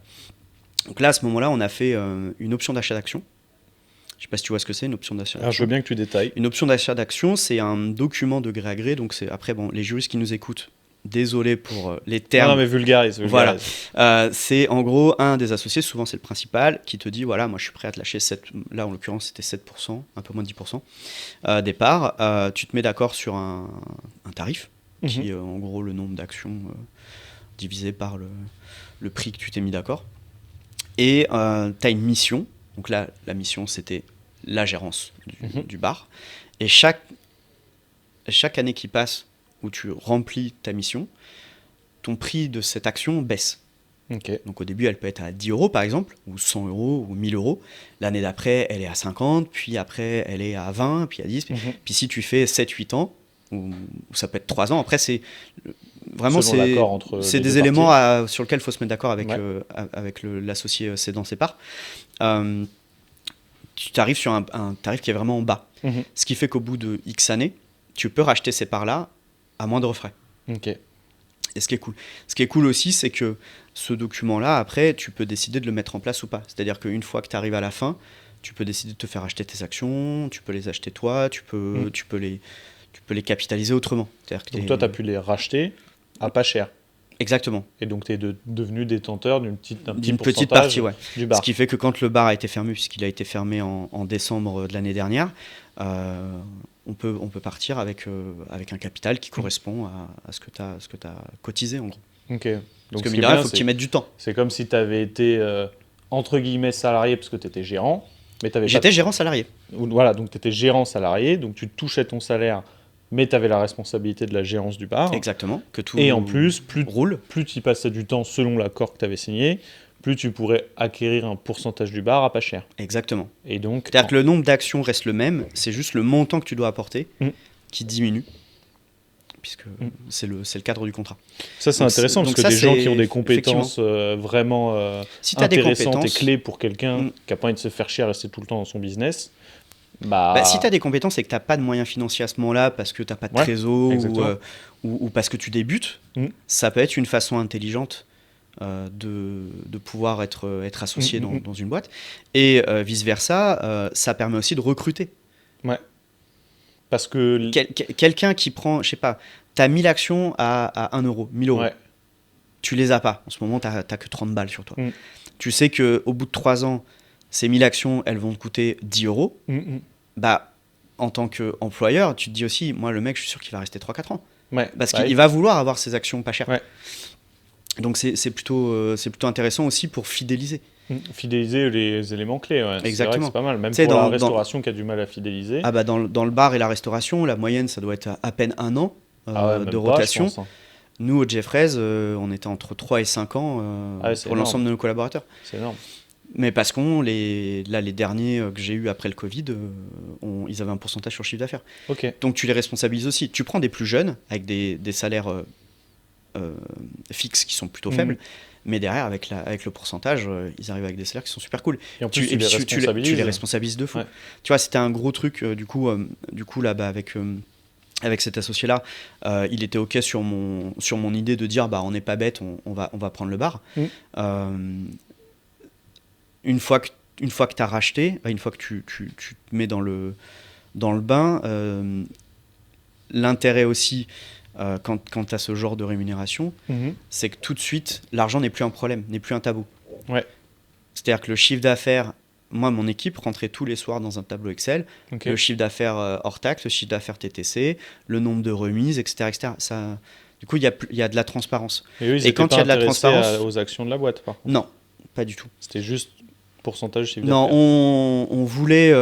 on voulait associer Benjamin là, sur la dernière année où il était là. On ne savait pas que c'était sa dernière année. Donc on a commencé à discuter avec lui de l'associer, mais il a eu un poste de brand ambassadeur très bien rémunéré. Donc, puis ça fait 15 ans qu'il fait du bar, tu vois. Donc il y a un Ouais, moment, ok, il est on a... fatigué. Ouais, nous, on était un peu déçus parce que c'était vraiment un très bon élément. Mais après, tu vois, c'est la C'est comme vie ça. d'entreprise. Tu as des bons éléments qui partent aussi des Ouais, fois. ouais, c'est comme ça. Même si tu fais tout pour les garder. Et ce que j'ai bien aimé aussi avec ce profil-là, c'est que tout de suite, quand je suis arrivé, moi, j'avais pas de compétences en bar. Mhm. Et c'est très compliqué de prendre un business quand t'as pas des compétences de base. Ouais. Tu prends un bar, tu sais pas faire un cocktail, toute ton équipe te prend pour un tocard. Ah bah oui. C'est tout à fait normal. Donc, moi, tout de suite, l'idée, c'était de dire à Benjamin, tu m'apprends tout ce que je dois savoir sur le bar. Hygiène, sécurité, recevoir les clients, faire des cocktails, faire mes fiches de cost, tout. Moi, je t'apprends tout ce que je sais sur le consulting, c'est-à-dire comment gérer une image de boîte, comment gérer ta marque, comment gérer tes réseaux sociaux, etc., etc. Ok. Ce qui lui a servi d'ailleurs après quand il était brand ambassadeur. Et donc, j'ai fait plusieurs mois au bar, au service, à tenir des plateaux, laver des verres et servir des clients. Et ça te rend très humble très vite. C'est que t'as beau avoir fait des études supérieures, te dire c'est bon, je peux tout faire, machin. Rien que déjà faire une semaine derrière un bar, t'es cassé, Ah bah ça. t'es cassé en deux. Et là, tu te dis, ok, alors pourquoi nos jeunes, on les paye aussi peu alors qu'ils font des horaires décalés, ils dorment pas, Ils c'est un restent boulot debout. ultra physique. Et évidemment, tous les jours, t'as ton petit lot de relous, Mm. hein, même si c'est 2%. C'est toujours les 2% que tu vas Ça- retenir à la fin de la journée. Et encore, je pense que dans le monde, vous fermiez à 2h du matin, vous. Nous, 2 heures, oui, donc on n'avait pas la Ouais, dent mais dessous je pense de que- 2-4 heures. Hein. Ouais, mais t'as quand même minuit, 2h, les mecs sortent Ouais. des restos et tout, qui peuvent être un peu plus relous. T'as deux Que moi, gaps. j'avais pas en restauration. T'as deux gaps. T'as le gap minuit, Mm. où là, oui, Tu sens. les gens sont là pour boire, on va pas se mentir, Ouais. après minuit. Et puis, t'as vraiment le gap de 2 heures. Ouais. Là, c'est Le ceux gap qui de veulent 2 rester, heures, là. là, c'est vraiment un autre délire. Vraiment un autre délire. T'as déjà fait Les licences de nuit. On a demandé deux fois d'avoir une licence de nuit, parce que tu peux avoir des licences de nuit exceptionnelles. Ouais. C'est 3 ou 5 fois dans l'année. Mhm. Il suffit juste de le demander. Oui, qui peuvent servir pour la fête de la musique, le Exactement. nouvel an, etc. Quoi. Et même de façon exceptionnelle. Tu Oui, dis, moi j'ai ou mon même si toi, tu anniversaire. fais un événement. L'anniversaire bien sûr. du bar, tu peux avoir ces Mm. dérogations-là. L'avantage d'avoir ces dérogations-là aussi, c'est que quand tu les prends et que ça se passe bien, et que tu le fais régulièrement, pendant un ou deux, t'en prends 5, tu vois, Ouais. c'est que tu peux après demander une licence de nuit avec un beau dossier. Et qui restera permanente. Du Ce coup. qui est compliqué à avoir, les licences de nuit. Hein. La Ouais, mairie de parce que Paris c'est un essaye merdier, essaye de les chanter une Bah, les ça unes peut après créer les une autres. zone de merdier permanente. Quoi. Exactement. Bah, après, il faut comprendre aussi, t'as aussi des habitations. Ah bah, je comprends. Je Faut comprends que tout le monde puisse vivre en harmonie. harmonie, sinon ça Ça me marche pas. saoulerait qu'en bas de chez moi, il y ait une boîte de nuit. Évidemment. Donc voilà, j'ai fait ça quelques mois, j'ai beaucoup appris. Maintenant, je peux tenir un bar et tu vois, faire des cocktails et tout, c'est cool. Mm. Mais je prenais plus de plaisir à servir les clients. Mhm. J'avais un peu le côté commercial, tu vois, qui était Ouais, là. bien Et, sûr. et les mecs, ils viennent, ils veulent juste une tournée, ils repartent avec 4 tournées, ils sont super contents. Mhm. Et c'est un plaisir immédiat. C'est-à-dire que le client, il vient, il kiffe, il te dit merci beaucoup, j'ai passé une super soirée, hop, t'as le smile. Mm. Quand t'es dans le consulting, c'est plus compliqué. Tes contrats, souvent, c'est des contrats d'1 an. Mm. C'est hyper long. Et puis c'est moins T'es direct. face à des gens qui sont très politiques. Ouais. Moi c'est aussi pour ça que j'ai des clients qui restent longtemps. La moyenne de contrat en consulting, c'est entre 3 et 5 ans chez moi. Mais les clients restent parce que j'ai pas ce côté politique. Mhm. Moi, je veux pas l'avoir. La politique interne, ça reste le boulot de mon client. Mhm. Moi, je vais tout faire pour qu'il ait les bons dossiers. Par contre, de lui dire ça c'est de la merde, ça c'est génial, je prends pas de pincettes. Mhm. Même si c'était son idée. C'est pas grave. L'idée, c'est d'avancer. Et le boulot d'un consultant, pour moi, c'est ça. Oui, c'est de lui faire gagner du temps. C'est lui faire gagner d'argent. du temps, lui faire gagner des idées, lui faire gagner des process, lui faire gagner aussi des éléments techniques qu'il ne connaît pas. Quelqu'un qui gère des marques, il peut pas être technicien dans de l'influence ou dans de la régie pub, tu vois. Et puis Donc- même la gestion de tes salariés du coup dans le bar, ça devait être un peu plus... Parce qu'on n'a pas fini tout à l'heure, je me souviens, quand tu as dit que tu perdais du coup des contrats Oui, d'une c'est- année sur l'autre, des gros ça contrats. suit ce qu'on est en train de dire là. Voilà. Le contrat, comme c'est des contrats d'1 an ou 2 ans ou 3 ans, moi j'ai toujours des clauses de sortie annuelles. Mhm. On sait jamais un contrat qui se passe mal parce que Oui, t'en as marre, t'as envie de te barrer. soit le client est imbitable, bon, ça m'est jamais arrivé, mais t'as plus envie de bosser pour lui, tu peux aussi couper. C'est aussi une clause de sortie, c'est aussi pour l'agence. Oui, bien sûr. Mais c'est aussi pour. Moi, je pars du principe que l'erreur est humaine, que ça arrive à tout le monde et que sur certaines actions, on peut aussi des fois se tromper. Et si le client décide que, au bout d'un an, les résultats sont pas là, j'ai eu de la chance, ça n'est jamais arrivé, mais il a cette possibilité-là. De partir. L'avantage, c'est que moi, comme je fais des strats advocacy, et que les strats advocacy, tu commences à avoir des résultats au bout d'un an, 2 ans s'écoulent, 3 ans, tu as vraiment une vraie visibilité, tu peux pas dire au client c'est 3 ans ou rien. En fait, tu n'aurais pas de contrat. Mais ça veut dire que tous les ans, tous les 1er janvier, la première chose que tu fais après décuver de ton premier de l'an, c'est de dire ok, quels clients vont me suivre cette année-là, quels clients je perds. Et il y a des clients où tu arrives à la fin de la mission. Tu as une mission, au bout de 2 ans, tu arrives à la fin, hop, il a plus besoin de toi. L'idée, moi aussi, d'un client que tu suis pendant 3-4 ans, c'est qu'au bout des 3-4 ans, il soit autonome. Sur toute la partie advocacy que tu avais demandé. Formé et limite recruter quelqu'un en interne. Ok. Donc oui, fois tu perdais ce contrat. Et si tu perds ton contrat, nous, il y a une année, on a fait quand même diviser par 2. Tu te poses dans une chaise, tu prends ton expert comptable et tu te dis comment on fait. Comment on fait, et la plupart du temps, c'est il faut couper. Il faut licencier. Donc moi, j'ai eu cette malchance-là de devoir me séparer de 2 collaborateurs en un mois, parce que les chiffres étaient pas bons. On a redressé la barre, parce que j'ai la chance d'avoir eu des collaborateurs seniors avec qui j'ai travaillé, notamment un de mes potes qui s'appelle Ulrich, qui va se reconnaître, qui est venu à un moment où la boîte allait pas du tout. Franchement, je pensais mettre la clé sous la porte. On a perdu plus de la moitié. Et je te disais en off, c'est hyper facile de gérer la croissance. Quand tu as des nouveaux clients, t'embauches, tu surcharges un peu les équipes au début, et puis une fois que tout le monde est surchargé, t'embauches pour respirer. Dans le conseil, finalement, le conseil, c'est juste de l'humain. T'as peu de technique, t'as peu d'éléments techniques à produire. Donc quand ça va bien, c'est facile. T'embauches junior, senior, t'embauches en fonction de ce que t'as besoin. J'ai une collaboratrice qui récupérait tout ce qui était vin et gastronomie parce que c'était sa valeur ajoutée. Le jour où toute seule, elle m'a dit j'en peux plus, là, j'ai trop de taf. On a pris un stagiaire, et puis une fois le stagiaire était plein, on a pris un junior. Et en fait, tu staffes comme ça. Mais quand tu perds la moitié de ton chiffre, tu peux pas virer les gens. Le droit français ne te le permet pas. Donc, moi, c'est ce que j'ai toujours fait dans mes business.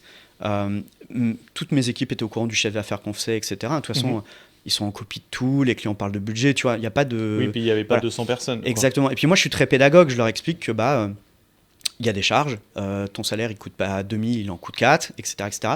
Et j'essaye d'être le plus paternaliste possible dans ces cas-là, parce que plus ils ont de connaissances et plus ils comprennent aussi moi les charges que j'ai en tant que patron. Je déteste dire ça parce que pour moi on est plus une équipe qu'autre chose. C'est-à-dire que si ton équipe te lâche, c'est comme une équipe des footballeurs qui veulent plus jouer, t'as beau être le coach, tu peux rien faire s'ils jouent pas les gars. Ouais, mais t'étais le patron quand même. Oui, c'est-à-dire que la seule chose que j'ai le droit et qu'ils sont pas le droit eux, c'est de prendre des décisions quand il faut les prendre. En fait, il y a un moment il faut acter. Moi j'ai toujours essayé de faire de façon collégiale, parce que des fois tu te rends compte que le stagiaire qui est là depuis 3 semaines, il a des meilleures idées que toi. Il faut les prendre. Il n'y a pas de dire je suis plus senior donc c'est moi qui décide en fait. Par contre il faut acter les choses. Et puis les méthodologies évidemment ce sont les miennes. Parce que c'est ce pourquoi les clients viennent me voir, c'est ça, c'est mes méthodologies de travail.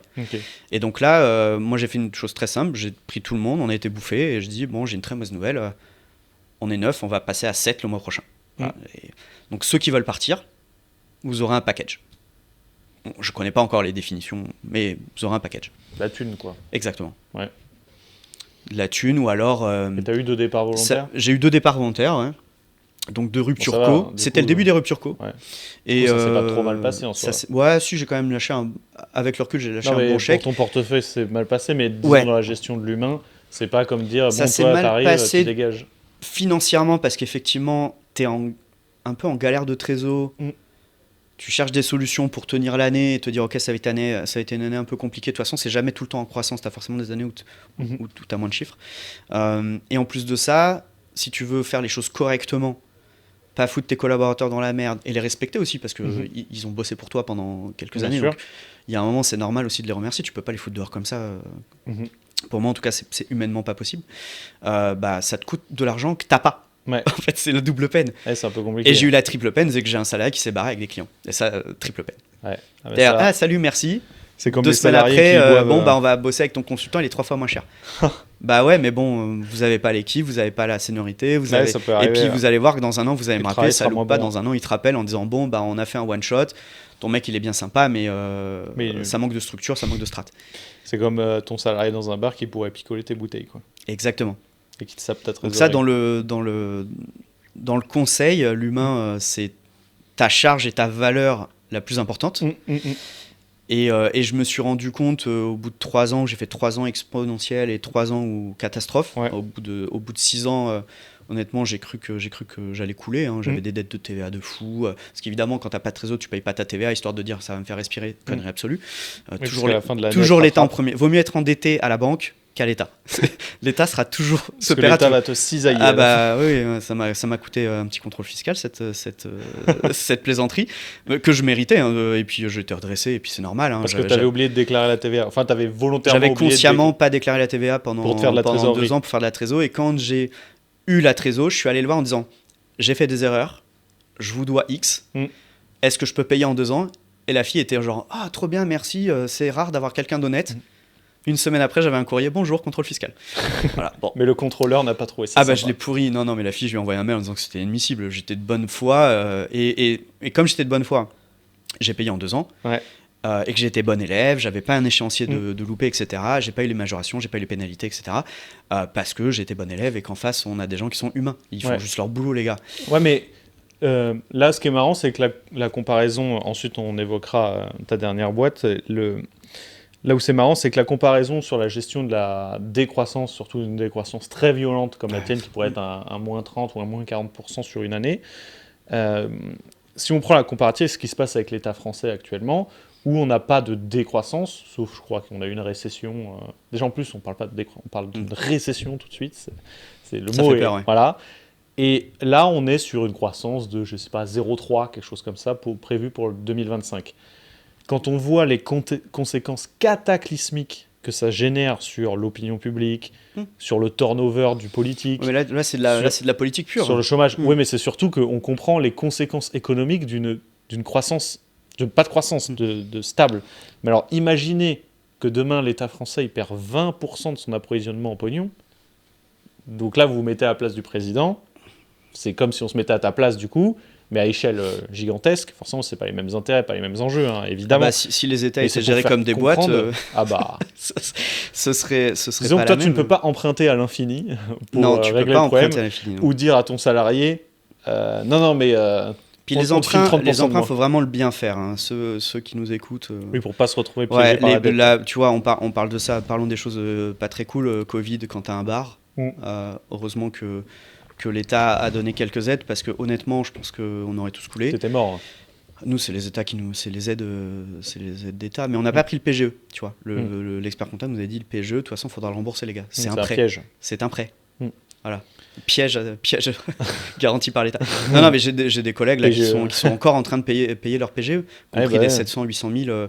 Mais en même temps, c'est ce qui les a fait tenir. Mais c'est dans un bar, la récession, c'est ça. Et le Covid, tu vois, pour le bar, ce qui nous a mis dedans, c'est que au-delà du fait que pendant 18 mois, tu travailles pas, c'est quand tu reprends pas pareil. Les quartiers ont changé. Nous, on avait des gros consommateurs jeudi, vendredi qui étaient plus là puisqu'ils faisaient du télétravail. Mes collègues dans le 15e, bah, eux, ils sont super contents parce que les gens qui font du télétravail, qui habitent dans les quartiers résidentiels, sortent dans leur quartier le soir avant d'aller chercher les gosses. Et ça change beaucoup. Et puis, tu as aussi une dynamique qui est plus la même. C'est-à-dire que nous, on avait... quand j'ai repris le bar, j'ai amené une nouvelle dynamique qui était dans la créa... la communication, tu vois, on mettait vachement en avant Benjamin parce que c'était un mec hyper créatif, jusqu'à ce qu'on sorte le Ink Menu, donc le menu sur le tatouage, qui avait cartonné bonne presse. 3 mois après, on prend le Covid, et cette dynamique-là, elle était vraiment, les chiffres étaient hyper cool. On faisait vraiment des très bons chiffres. Bah, le Covid passe, mon chef barman n'est plus là puisqu'il part brand ambassadeur. Quand tu reprends c'est limite tu reprends une nouvelle boîte. Tu reprends à zéro. Donc là, il faut te refaire une clientèle. Évidemment, la clientèle, elle vient pour ton équipe, entre autres, parce que tu vas pas dans un bar pour boire des verres. Hein. Pour moi, c'est 10%. Hein. C'est 90%, c'est l'ambiance, les gens qui sont là. Est-ce que c'est cool? Est-ce que tu prends du plaisir? Est-ce que c'est un bon rapport qualité-prix? C'est ça, en fait. Le verre, in fine, c'est 10-15% de l'expérience. À part quand t'es 50 best, mais alors ça c'est un autre débat, on pourrait en parler. Je C'est le pourrais classement des meilleurs bars du monde. je pourrais t'expliquer pendant 2 heures pourquoi c'est de la foutaise, mais... J'aimerais qu'on profite, il nous reste un quart d'heure à peu près. Ouais. Mais On profite pour parler de ce que tu fais actuellement, qui te passionne vraiment et quelque chose sur lequel on échange beaucoup en privé, qui est ta passion pour les alcools vintage. Mhm. Donc, que tu nous expliques brièvement ce que tu fais, les enchères, les choper, etc. Et tu m'as évoqué juste avant qu'on commence le podcast, ta possibilité de cette fois reprendre un lieu physique, un bar. Le flageller. Mais cette fois, en étant toi-même le propriétaire et pas Exactement. juste détenteur d'un petit pourcentage. Exactement. Parce que ça peut aussi... ça joue beaucoup, tu vois, la vente du Jeffreys, c'était un choix raisonné. Ce qu'il faut comprendre aussi, c'est que le Jeffreys a été fondé en 2011. Ouais. Donc, fait partie des premiers bars, un peu ce qu'on appelait les bars de rue. Moi, je l'ai repris en 2016 et on l'a vendu en 2024. Ok.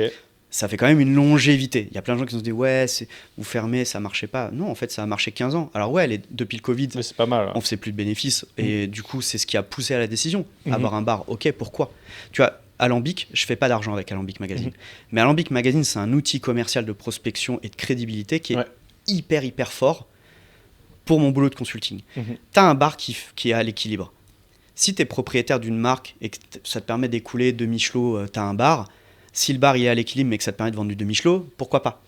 Quand en fait c'est une activité secondaire et qu'il n'y a pas de synergie avec d'autres activités, au bout de 2-3 ans, voire pour certains ça va plus vite, tu coupes en fait. Si le truc est pas rentable, tu coupes. Évidemment. Et le Jeffreys, c'est ce qui s'est passé, c'est qu'en fait on est arrivé au bout d'un cycle et le bar américain, comme on sait le faire, touchait plus autant de clients qu'on le souhaitait. Donc on l'a fermé pour ces raisons. Okay. Et du coup, en fermant le Jeffreys, moi je collectionne les spiritueux vintage depuis une dizaine d'années. J'ai beaucoup acheté pendant le Covid parce que j'avais du temps et un peu de trésor, donc fallait bien s'amuser. Et on a lancé les spiritueux vintage au Jeffreys post-Covid avec une carte spécialisée, une carte définie de quelques cocktails et une quinzaine, une vingtaine de spiritueux, qui a plutôt bien fonctionné. Donc c'est des cocktails faits avec des très vieux spiritueux que tu vas chercher sur Internet, aux enchères, etc. Exact. Donc on peut retrouver, des vieux Cointreau, des vieilles Chartreuses, des vieux alcools italiens, des amers, etc. Tout ce que tu connais aujourd'hui, mais vieux. Ouais. Voilà. De toute façon, vous allez sur la page Instagram Vintage Cocktail avec un S. J'ai regardé Vintage Cocktail Club et il y a plein de photos. Sans S, c'est un bar à Dublin. Ouais. Donc Vintage Cocktail avec un S Club. Et du coup, en fait, j'avais le Jeffreys étant vendu. Moi, mes activités de conseil me prennent aujourd'hui la moitié de mon temps. Et comme je suis freelance, que j'ai plus 50 salariés, j'ai jamais 50, mais une dizaine. Je préfère ce rythme-là en fait, parce que du coup je peux choisir mes clients, donc j'en ai quelques gros et aussi j'ai des petits, tu vois, genre Bulle de Ruche qu'on a lancé, ce genre de choses qui ont été des belles success stories. La moitié de ce temps-là, je me suis dit j'ai plus le Jeffreys, donc j'ai du temps qui s'est dégagé, et mon comptable me poussant, parce que le stock devenant un peu trop élevé, il y a aussi cette dimension. Grosse âme de collectionneur. Voilà, le comptable me dit là ça commence à frôler un chiffre qui est un peu abusé. Ce serait cool que tu en vendes. Et puis en fait ça a germé et donc j'ai lancé Vintage Cocktail Club, donc le premier antiquaire de spiritueux anciens. Premier, non, c'est un peu galvaudé ce que je dis. Il y en a déjà 2-3 qui font ça. En tout cas, le premier à Paris. Ok. Comme ça, je dis pas de conneries. Et donc si un jour tu réouvres un bar, et donc voilà, donc l'idée c'est que là ça fait 6 mois que je le fais. Ouais. J'ai des clients comme Jean Sulpice, j'ai un palace à Londres là qu'on est en train de signer, un autre à Marrakech. J'ai des trucs assez smart, quelques bars à cocktails qui font notamment l'expérimental Marais qui fait des cocktails avec mes produits. Mais en fait la marge c'est la même marge qu'un caviste, tu fais un x2. Sauf que pour faire un x2 quand tu vends que des Louis XIII, bon ça va. Ouais. Mais la plupart de mes clients, ils veulent des petites bouteilles, tu vois, des petits Cinzano pour faire des petits Negroni à la cool. Donc en fait, c'est pas suffisant pour en vivre. Ça peut pas être suffisant. Par contre, de volume, de répétition. Par contre, cette activité-là plus le conseil, du coup, moi ça me va, c'est très cool. Simplement, à la réflexion, la marge, tu la fais quand la bouteille est ouverte. Ouais. Quand une bouteille est ouverte, la marge elle est entre 8 et 30 en fonction des bouteilles. Tu l'as fait en faisant plein de verres, ça. Exactement. Donc l'objectif là, de Vintage Cocktail Club, c'est cette année de faire des ambassades ou des pop-up ou des événements. Ok, tout ça on peut suivre sur Ce sera sur la page Instagram. Super. Et évidemment, le fait d'avoir un bar, c'est l'idéal parce que tu as un point de rendez-vous quotidien où les gens peuvent venir quand ils veulent. Ouais, bah ça serait La problématique de l'événementiel, c'est que tu es contraint par la temporalité. Exactement. Mais c'est une super expérience de pouvoir venir boire des choses anciennes. Exactement. Voire très très anciennes, parce que j'ai eu la chance de venir en boire chez toi. Et en plus mixé en cocktail par quelqu'un qui sait en faire. Donc c'est vraiment une super expérience. Et, donc ça me trotte là en ce moment. Ouais, bah. Vintage Cocktail Club, physique, un vrai. Et en plus, j'aimerais finir. En plus, on pourra venir les boire à Paris. J'aimerais finir là en 5-10 minutes pour que tu nous expliques, selon toi, quelles seraient les. Si quelqu'un nous écoute et veut ouvrir un bar, quelles seraient les problématiques à absolument éviter. Et si tu peux le faire aussi pour une marque d'alcool, par exemple. Moi, j'en ai une, je pourrais le faire aussi. Mais parce que tu es aussi investisseur dans certaines marques d'alcool, tu le dis si tu as envie de le dire. Pastis 12-12. Non, il faut faire de la pub. Pastis 12-12, le pastis de Saint-Tropez. Sébastien est investisseur dedans, donc tu investis dans les marques d'alcool en plus, c'est un autre business que tu fais.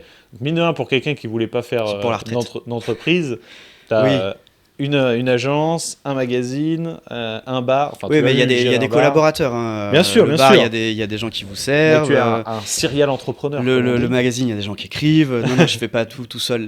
La seule chose que je fais vraiment tout seul, c'est le conseil pur, parce que les clients viennent pour moi et pour mon savoir-faire et mon expérience. Après, le conseil, quand il y a besoin de produire un événement, etc., j'ai des partenaires qui le font très bien. Et l'avantage, c'est que tu maîtrises tout de A à Z. Les gens sont motivés.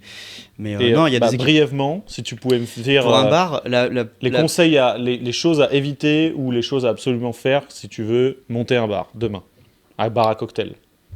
Le bar à cocktail, je vais juste dire ce qu'on m'a dit et ce qui est le plus vrai, c'est l'emplacement. C'est tout le monde répète le concept. Bah ouais, parce que c'est vrai, tu peux être loin. Là, il y a pas longtemps, j'ai fait un bar à Barcelone qui est très cool. Vraiment, je me suis pris une claque, gros cocktail, super bon. Les mecs, ils sont hyper loin. C'est-à-dire 15 minutes du centre de Barcelone. Ouais, 15 minutes de taxi. À pied, c'est genre 45 minutes. Ouais. Et du coup, les mecs se disent on est un bar de quartier, etc. Mais pas du tout, c'est juste un bar de destination. Et donc là, ils sont en train de bien fonctionner parce qu'ils font un énorme travail de communication qui coûte très cher. Parce qu'il faut que tu prennes une agence RP.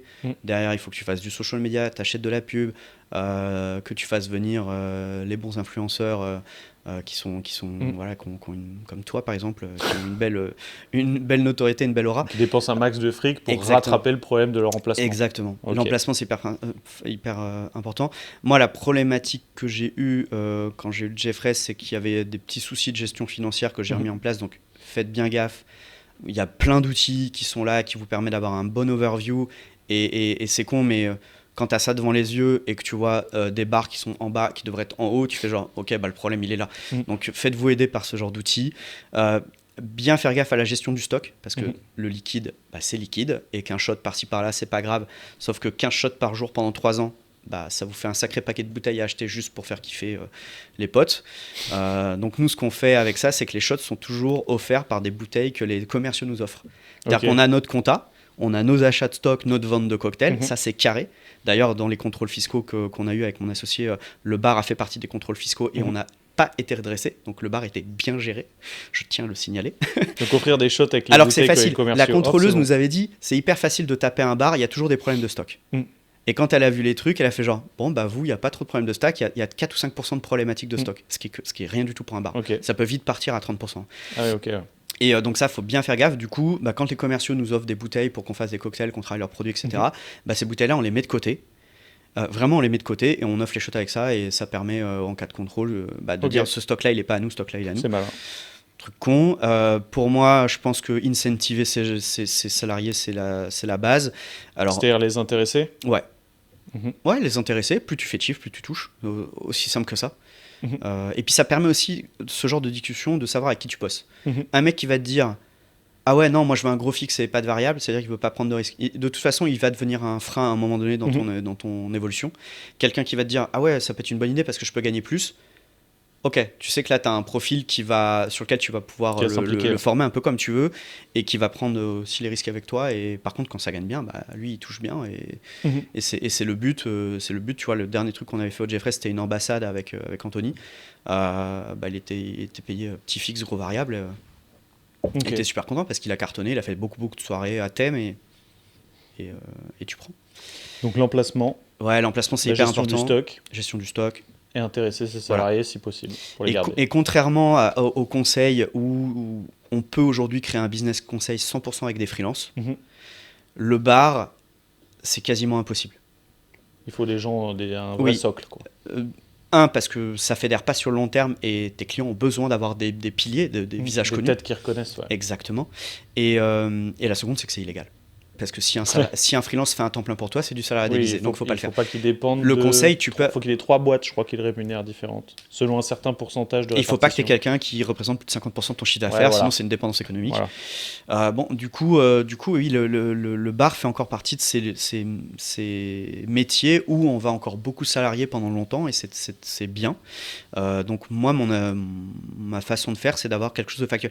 Mais pas comme certains bars qui communiquent sur les primes et quand tu leur demandes, il n'y a pas de calcul. Mhm. C'est toujours flou, oui, c'est en fonction de... Non, moi c'est simple, il y a un chiffre d'affaires hors taxe, il y a un pourcentage. Ok. Alors tu as un collaborateur, tu peux lui donner 1%, 2%, tu vois. Mm. Tu as 15 collaborateurs ou 50 ou 100 collaborateurs parce que tu as un restaurant qui fait 4000 couverts jour. Mm. Évidemment, tu donnes pas 1% par tête. Il faut faire sa règle de calcul. Mhm. Mais l'idée, moi, c'est qu'il puisse, sur ma projection haute dans mes business, c'est qu'il puisse doubler son salaire. Ok. Au moins. Ok. Voire Avec 1 ou 2%, c'est qu'il se fasse un 13e, un 14e, voire Ok. un 15e mois. Tu vois. Ok. Bon, bah, je pense qu'on a. Et sur les marques d'alcool, je sais pas quel conseil il peut donner parce Ah, que c'est vrai, j'ai demandé celle-là aussi. parce que moi je me retrouve souvent en position où je Parce que retrouve toi, tu t'investis dans une. Pastis Doudou, j'ai investi parce que tout était nickel. Ouais, et tu fais aussi. T'as fait du conseil pour eux aussi. Officieusement. Tu profites du fait que tu sais Officieusement. pour Voilà, officieusement. C'est-à-dire arranger que, ton investissement à la hausse, du coup. disons que je me permets à mon président, Hugues, je t'embrasse, des fois de prendre mon téléphone et de dire ça va pas. Mais je me fais envoyer chier parce que Hugues est pas facile. Il a bien raison. Mais en fait, c'est aussi l'intérêt d'avoir des investisseurs qui connaissent ton marché. Mhm. C'est-à-dire que tu as un mec comme moi qui investit dans ta marque d'alcool. Bon, logiquement, c'est que je sais que ça va aller dans le bon sens. Ouais. Et Pastis Doudou, aujourd'hui, tu vois, on fait. Je peux pas donner chiffres parce que j'ai pas le droit, mais on est à plus de 6 chiffres en vente. En nombre de bouteilles En écoulées. nombre de bouteilles, j'allais Voilà. te demander. Oui, t'as compris le chiffre d'affaires. Ouais, bien sûr. Voilà. Donc c'est une boîte qui fonctionne très très bien parce que le pack est bon, parce que le jus est bon, parce que tout est bon. Moi, je suis un peu frustré parce que je trouve qu'en café, hôtel, restaurant, CHR, on pourrait avoir des meilleures performances. Mais Mhm. ça, c'est parce que c'est mon métier et je sais qu'on peut faire mieux. Mais en GD, on cartonne, en caviste, on cartonne. Et ça, c'est la base, tu vois. Ok. Donc voilà, et Bulle de Ruche, quand ils sont venus nous voir, à la base, ça s'appelait pas Bulle de Ruche. Ça Mhm. s'appelait Biche. Le pack était pas beau. Mhm. Et je goûte le jus, je fais oh là là, les gars, vous avez un truc absolument extraordinaire en fait. Vraiment, c'est un. Bulle de ruche, pour remettre, c'est de l'hydromel pétillant. Voilà, c'est ça. De l'hydromel pétillant, très peu sucré. Et malgré que ce soit fait avec du miel, c'est une teneur en sucre très, très faible. C'est hyper agréable, super fin. Et les gars, je leur ai dit, moi, je peux vous accompagner, mais on change de nom et on change de pack. Mhm. Et donc, ils nous ont fait confiance là-dessus. Et c'est devenu Bulle de Ruche avec le pack qu'on connaît. Et ils ont fait une levée de fonds au bout de 4 ans, je crois, un truc comme ça. Mhm. Et là, c'est Chartreuse Diffusion qui distribue. Donc, tu vois, il y a aussi des choses comme ça. Quand tu écoutes le consultant et qu'il sait faire son boulot, ça déroule plutôt bien. Top. Ça déroule plutôt bien. Bah, je pense qu'on s'est tout dit. Oh Merci non, d'avoir. on pourrait faire 8 heures on pourrait comme ça. parler 8 heures. C'est t'as vu, ça va assez vite. c'est dommage que tu voulais pas que je mette des petites bouteilles vintage parce qu'on aurait fait un version Non, c'est pas ça Love qui s'est Story. passé. On aurait pu mettre des bouteilles vintage. Mais il fallait pas les boire. Je voulais juste pas qu'on les boive. Ouais. En plus, on s'emballe vite ça après. Et après, on part sur 3-4 heures facile. Exactement. Mais en tout cas, merci d'être Je t'en venu, prie. Seb. Si tu veux donner un compte Insta autre que Vintage Cocktail pour te retrouver, sans toi libre. Les gens qui veulent me contacter, c'est Sébastien_Foulard sur Instagram. Je réponds à tous mes MP. Voilà. Donc, faut pas hésiter. Et puis, merci pour l'invitation. Merci Avec plaisir. d'avoir accepté que je parle de tous mes échecs. Parce qu'on a parlé quasiment que de ça. Mais en c'est même comme ça temps- qu'on apprend. Et si, Ah tu non, vois, t'as eu des réussites. Oui, alors je suis très content. En consulting, je suis assez bien connu sur le marché. Je vis très bien, je suis très content. Le bar, je l'ai géré pendant 8 ans. C'est une super. Tu vois, il y a d'autres trucs qui arrivent. Les vintage, ça prend super bien. Non, je suis hyper content de ce que je fais. Mais il y a un truc que je retiens toujours. Alors, ça va, pareil, c'est comme l'emplacement. L'emplacement, je vais te dire un truc complètement bateau. Moi, j'ai fait du basket malgré ma petite taille pendant des années. Bon, j'adorais Michael Jordan. Quelle taille fais-tu? Je fais 1m69, mec. Donc je peux te dire que je jouais pas à l'intérieur, parce que j'avais la tête au niveau des coudes. Mais non, j'ai même eu un plutôt bon niveau avant que les ligaments croisés, tu connais. Je connais. Ouais, voilà. Pour de vrai, en plus, je les ai fait. Mais il y a Michael Jordan qui disait j'ai réussi parce que j'ai échoué beaucoup plus que ce que j'ai réussi. Et c'est vrai, en fait. Quand ça marche, c'est cool. Mais tu sais à peu près pourquoi, mais tu sais pas vraiment. Ouais. Quand t'échoues, tu sais pourquoi. Oui. Voilà, défaut sais de très TVA, vite. je sais pourquoi. Les défauts de stock, je sais pourquoi. Il y a des trucs, c'est factuel en fait. Ouais. Et ces erreurs-là, évidemment. tu les refais pas deux fois. Exactement. Parce que ça te coûte tellement cher que ouais, pas deux fois la même erreur. Mon père disait toujours, une erreur, c'est l'apprentissage. 2 fois la même erreur, c'est de la connerie.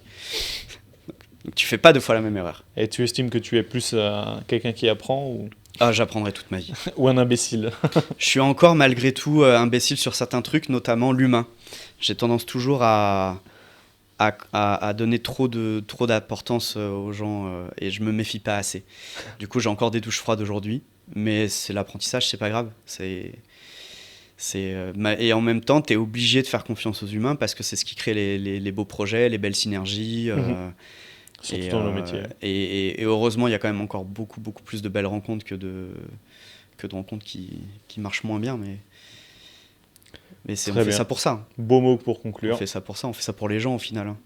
Bah oui, pour que les gens ils s'amusent. Gagner un peu de sous, mais surtout les Ah gens. bah oui, non mais sinon on arrête. Sinon il n'y a plus rien qui marche. Bah, Bon. c'est le principe. On va conclure là. Merci encore d'être venu Seb. Merci à vous de nous avoir regardés. Alors première vidéo YouTube donc, je vais pouvoir le dire enfin moi aussi. On s'abonne. On met ses pouces bleus maintenant, ou pouces vers le haut, on like, on met la cloche ou je sais pas quoi pour pouvoir avoir les prochaines vidéos. Et on se retrouve bientôt avec une prochaine interview qu'on va faire dans les prochains jours et qui j'espère vous plaira. Ciao! Salut!